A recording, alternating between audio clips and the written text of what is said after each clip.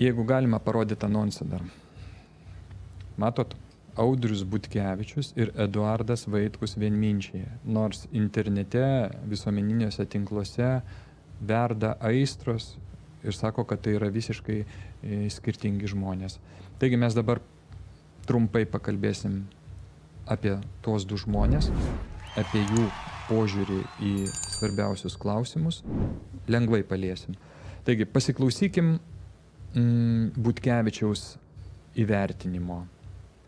Čia jis įvertins Eduardą Vaitkų ir Valdą Tutkų, kurie yra pareiškę, kad dalyvaus Lietuvos Respublikos prezidento rinkimuose. Pasiklausykim ir tada aš pasakysiu, kodėl jie yra vienminčiai, jeigu jūs patys to neišgirsit. Baisiai atrodė tas žmogus pas tave eteryje. O kaip jisai baisiai atrodė? Jisai buvo visai... Jau geriau tu jį būtum prapjovus peilių, supranti, nes... Ir tu sakai, aš blogai kalbėjausi su juo? Ne, aš nesakau. Aš tiesiog sakau, kad jis būtų geriau atrodęs, jeigu tu jį būtum, reiškia, viešai anatomikame išdarinėjus. Nes tai, ką tu parodai, tai buvo katastrofa tas žmogus. Aš pasakysiu klasikiniai. Aš nekalta. Jisai pats atėjo. Jis pats pasiprašė? Ne, aš pakviečiau, bet jisai atėjo. Nu, tegul žino, kur eit. O čia negalima, aš tiesiog paklausiau, o tu nebūtum paklausęs Eduardo Vaitkaus, kaip jisai ketina atiduoti Lietuvą Rusui, nes Rusas didesnis, kad jisai pašaudys į orą ir po to įstarėtis? Rūta, dovanok, aš jį laiku absoliučiu avigalviu, supranti, nepaisant to, kad jis ten kažkokį tai laipsnį turi. Bet tarp kitko, tarp profesorių yra nemažai tokių, supranti.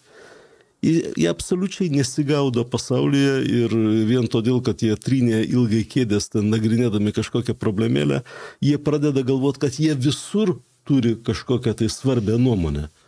Žinai, nu ir kada jie pradeda tą nuomonę reikšti, paaiškėja, kad tai yra blogiau negu bet kurios namų šeimininkės kalbos.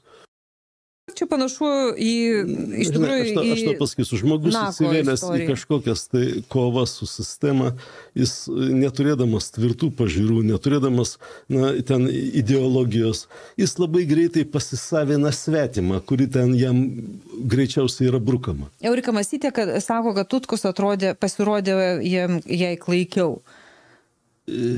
Nu, kaip čia tau pasakyti, Tutkus tai bent jis jau dalyvauja rinkimuose prezidentiniuose. Čia irgi dalyvauja. Nu taip, nu tai jie visi ieško ideologijos, sprant, jie ieško į ką atsispirti šitos rinkimuose.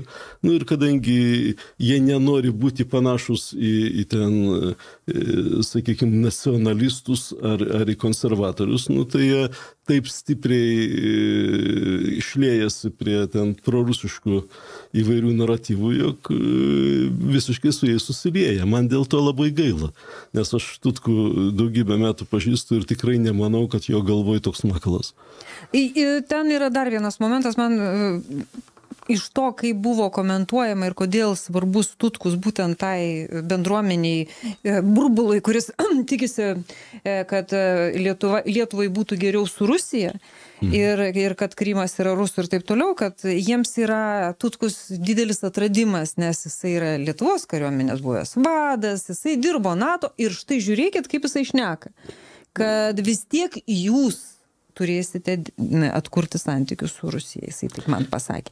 Nu, žiūrėk, jūs ar ne jūs, nu, jeigu jau taip iš tikrųjų vertinant, tai istoriniu požiūriu kažkada tai tie santykiai turės būti formuojami, bet klausimas yra kokie ir kada tą reikia sakyti.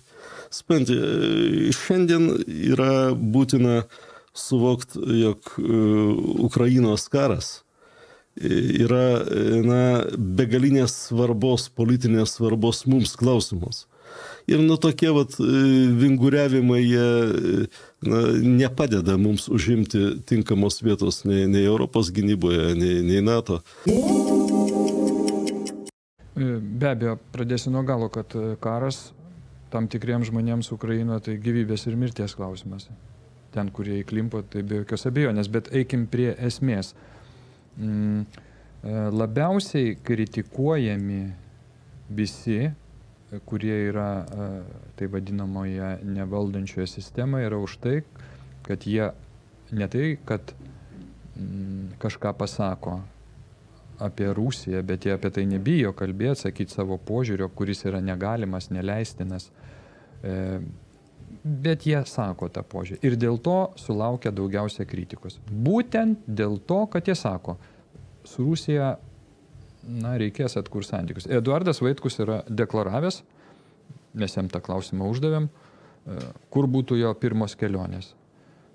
Jeigu jį išrinktų, aišku, čia utopija, bet sakykim, jeigu jį išrinktų prezidentu į baisiausius taškus, tai yra Baltarusija ir Rusija. Po to ten gali būti visi kiti. Tiesai sakė, dar ir į Vengriją važiuotų. Bet iš tų blogųjų taškų Rusija, Baltarusija, tiesiai, iškart aiškintis, iškart važiuoti ten, kur yra baisiausia, kur blogiausia, kur nemaloniausia. Kad, atkūrinėti tos santykius, taip, nors labai nemalonu, labai nemalonu. Ir dėl to, kaip ir ginčo jūs pastebėjot, nėra. Kodėl aš sakau, kad Audrius Butkevičius ir Eduardas Vaitkus yra vienminčiai? Audrius Butkevičius, jūs girdėjote, jisgi pasakė, taip istoriškai žiūrint, be abejo, tos santykius reikės atkurti. Čia tik tai kada, kaip, ką sakyti dabar, ko nesakyti. Tai bet čia jau mes kalbam ne apie esmę, mes jau kalbam apie taktiką, kaip išsidėstyti, kada, kaip, ką sakyti, ko nesakyti. Bet esmė nuo to nesikeičia. Santykius reikės atkurti. Vieniem atrodo, kad jos reikia stengtis atkurti kuo greičiau su visom tom valstybėm, su kuriuom santykiai yra kapitališkai sugadinti. Mūsų kaimynai ir ten kokia Kinija. Kiti mano, kad tai reikia padaryti vėliau. Tiesa, Audrius Butkevičius jis neįvardina termino. Aš pasakytų, numirs Putinas, po to po Putino dar koks nors kitas Putinas 2, po to visi jo antrininkai ir tada mes jau galėsim pradėti po truputėlį kalbėti. Arba Ukraina laimės karą, bus padalinta Rusija ir tiek, kiek liks Rusijos, mes tada jau kalbėsime su Rusija. Jis to neįvardė, bet iš principo jis to ir neneigia. Todėl aš sakau, jie yra visiški vienminčiai, jiem reikia sėsti prie stalo ir apsvarstyti tokius strateginius ėjimus. Aš visiškai nematau tame, absoliučiai nematau tame jokios priešpriešos. Tiek ir norėjau pasakyti, kokie mes vis tik tai esame vienminčiai iš principo. Tauta nedidelė, labai, sako, susiskaldžiusi, bet esminiais klausimais, kai reikia, kaip ir Audrius Butkevičius ir Eduardas Vaitkus, ir beje į tą kompaniją eina ir generolas Tutkus, bet visi vienminčiai, sako, reikia atkurti santykius. Ir skirtumas tik tame, kad kada? Kada? Vienas sako anksčiau, kitas vėliau, bet čia jau specialistai, jau jūs profesionalai jau ten išsiaiškinsite, jau ką čia paprasti žmogeliai gali žinoti. Taigi aš labai džiaugiuosi, kad per tokias ir netiesioginės diskusijas tarp tarsi skirtingų žmonių išaiškėja, kad tie žmonės visiškai vienodai mąsto. Ir tai yra džiugu. Naudodamasis progą, aš dar noriu atkreipti dėmesį į žurnalistės pasakymą, kad Eduardas Vaitkus atėjo pats į studiją. Ir čia Audrius Butkevičius natūraliai klausė. Jis pats pasiprašė? Ir tada žurnalistė atsakė, ne, aš pakviečiau, bet jisai pats atėjo. Aš tai nežinau, kaip, jeigu žmogų pakviečia ir jis ateina, tai kaip turėjo su vežimėliu atvežti. Šitos vietos aš tiesą sakant nesupratau, bet gali būti, kad čia, kadangi laida irgi tokia pramoginė, tam tikra humoro forma. O kartais humoro vienokio ir kitokio, nepagauna tuo metu iš karto, bet skamba keistai. Taip, aš jį pakviečiau, jis pats atėjo. Tai taip pats turėjo, kaip jis, žodžiu. Ir dar šitoj laidoj buvo vienas įdomus momentas, mes jį aptarsim gal tada, kai bus Ainis Petkus grįžęs iš komandiruotės, mes vakar su juo apie tai kalbėjom. Žinot, buvo ta istorija čia neseniai, kurią, man atrodo, toj laidoj ir parodė. Tai yra Gabrieliaus Landsbergio telefoninis pokalbis su Palestinos, nežinau, irgi užsienio reikalų ministru ar kažko tokiu. Ir prieš tą pokalbio parodymą Audrius Butkevičius pasakė, dabar galima suklastoti balsą, praktiškai problemų nėra, padaro praktiškai 100% įtikinamą įrašą. Nors žmogus realiai nekalbėjo, bet suklasto. Video suklastoti dar nėra iki galo tobulos technikos. labai jau artėja prie to, bet vis tiek dar galima sakyti, kad kažkas ne taip. Su audio problemų nėra.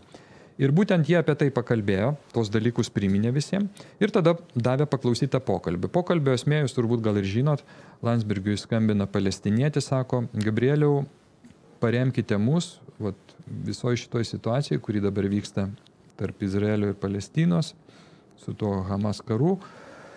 Ir Landsbergis atsako, Gabrielius, kad, viskas okei, diplomatiškai kalba, bet aš negaliu paremti, kadangi, ES yra ten tokia pozicija ir mūsų pozicija yra irgi tokia toje ES ir aš čia kitais metais sieksiu prezidento pareigų, žodžiu, aš taip tiesiai negaliu paremti.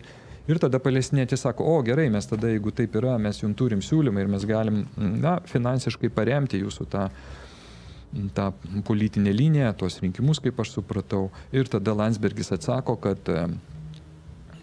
kad gerai, su jumis tuo klausimu susisieks mano labai patikimi žmonės ir ten jau pasikalbės, kaip reiškia, tos finansus būtų galima gauti. Ir baigęs tas pokalbis.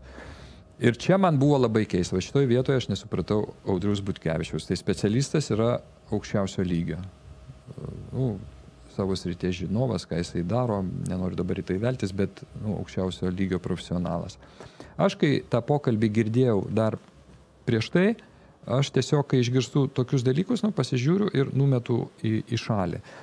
Kadangi man iškart pasirodė, kad tai yra, feikas. Kitas dalykas, reikia įrodymų tada kažkokiu, kad tai ne feikas, kad tą komentuoju. Todėl aš dažniausiai tokių dalykų ir nekomentuoju. Bet ką pasako Audrius Butkevičius? Pripažįsta, kad taip, čia gali būti feikas, aš čia negarantuoju, bet manau, sako Audrius Butkevičius, kad tai yra vis tik tai tikras pokalbis.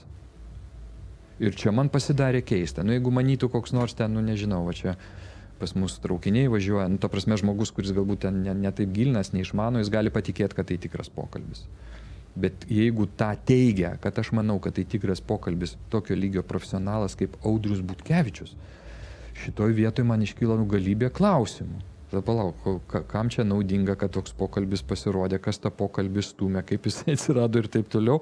Ir jeigu žmogus apie akivaizdų iš esmės feiką sako, kad tai greičiausiai tikras pokalbis, labai daug klausimų kyla. Ir būtent tai mes norėsim aptarti jau už keletos dienų, nes man pasirodė tai įdomu. Iš tikrųjų klausimas paprastas, netgi jeigu tai feikas, kokiu būdu jis atsirado, kam naudingas tas feikas, ką su to feiku bandoma padaryti.